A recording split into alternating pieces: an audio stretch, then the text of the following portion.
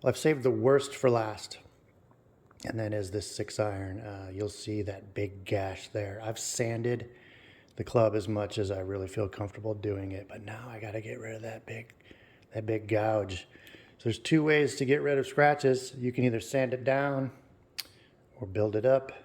And again, I've sanded it a little too much past my comfort level that I don't want to change the shape of the club.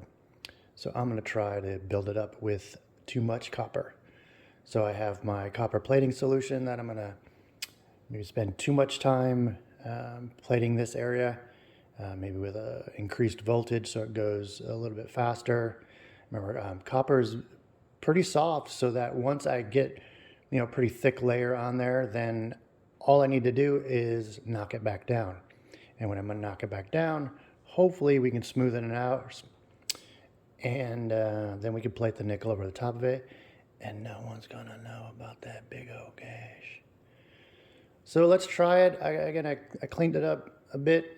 I'm going to degrease it and try to get the nickel strike on there. Remember, copper won't stick or bond to bare steel, but it will bond to nickel. So I'm just going to put a little bit of nickel right there and then just spend some time plating it. So check it out. Let's see how it turns out.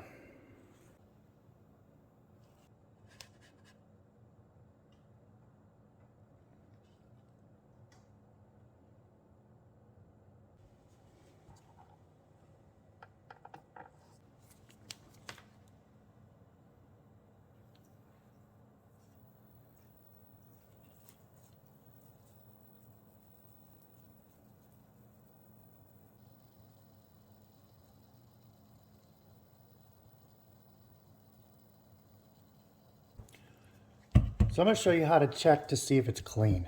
This is an important step. So none of this plating is going to stick to anything that's dirty. It's not going to stick to chrome. It's not going to stick to paint. There's a lot of variables that you need to make sure that you can control when you're going to do the plating. One of those things is cleanliness. And so how do you tell if something is clean? And you use distilled water. So this is called wetting out. So I'm going to spray water onto the club, and if it beads, it's dirty. If it sheets, it's clean. So let's see what happens. So you'll see the water beads here because that is indicative of a dirty club. This is the side that I did with the electro cleaner, and notice it sheets off. I did a little electro cleaner there, notice it sheets off. So let's do it again. Let's put a little electro cleaner on the side, and I'll show you the difference between a dirty and a clean club. Let's get my output back on.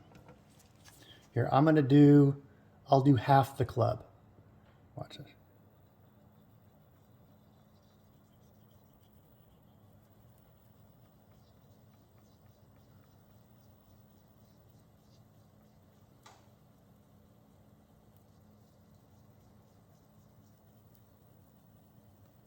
I'm gonna give that a spray, distilled water. And you'll see the water sheeting off of there while it still beads over here. That side I didn't clean, that side I did clean. This is going to be more receptive to the plating. So that's how you make sure that your clubs are ready to be immersed into a plating tank. So I'm going to continue with the rest of the club, and I won't bore you with that. Look at that split it, man. Damn it. All right, I'll keep going. All right, now I'm going to do the nickel strike, and the nickel strike is just that thin layer of nickel that we need to put on the bare steel before we do the plating. So in this case, they want 5 to 7 volts for maybe 20 to 30 seconds. So let's set up the power supply. How about 6.5?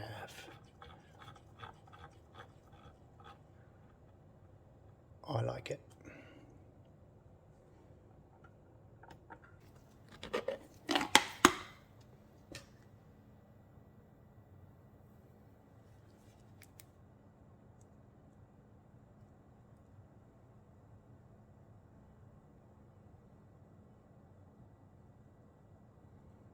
You can actually see it change colors. You can see it change sort of that yellowy nickel color. That's a good sign.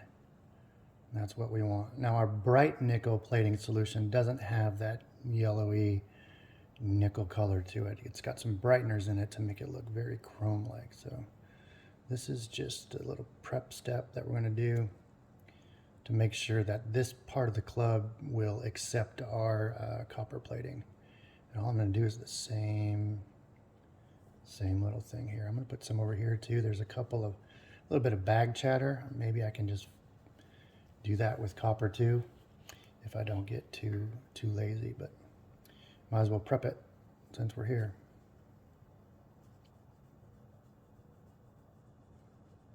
Need to rinse.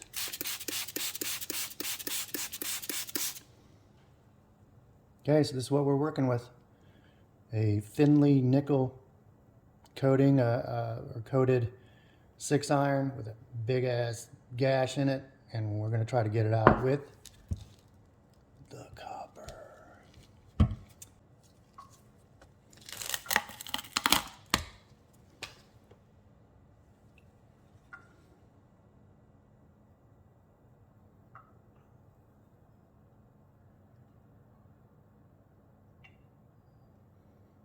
And you can see it taking on that copper very quickly. Look at that.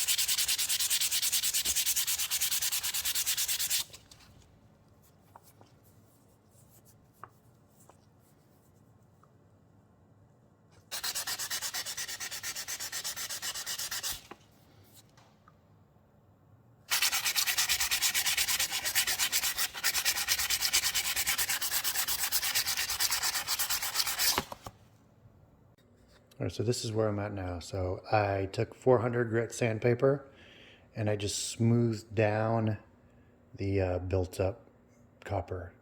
So it kind of like Bondo, man.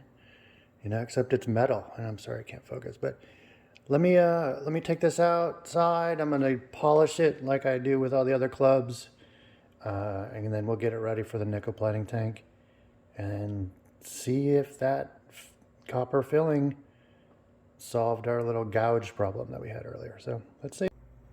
All right, so I got it shined up a little bit, polished down. I don't know what those rings are. Look like tree rings or something, you know what I'm saying, right there. I don't know what that's gonna look like after I plate it, but I think I might take, I don't know, like a 3000, try to smooth it just a little bit with some wet sanding, and then go from there. There's a little spot right there that I wish I would have filled as well. So let me just get a little bit of nickel on there, see what the quality looks like, see if I need to add some more copper, and hopefully that gouge repair will be a success. All right, there it is. After coming out of the plating tank, that looks pretty good. In fact, I think this is probably started off as one of the worst ones in the bunch, but man, it's turned out to be one of the best. Look how great that looks, man. It's shiny. Got my fingerprints all over it. It's good, look at that. So what we did was we filled in that gouge with metal, but it's copper. It's softer than steel, but once you plate it, man, what scratch. Looks pretty good to me. So yeah, some fingerprints. See how that looks. What's up? Wow. Yeah, that's pretty cool. That club was a piece, and now it's not. I like it. Okay. We figured something out together.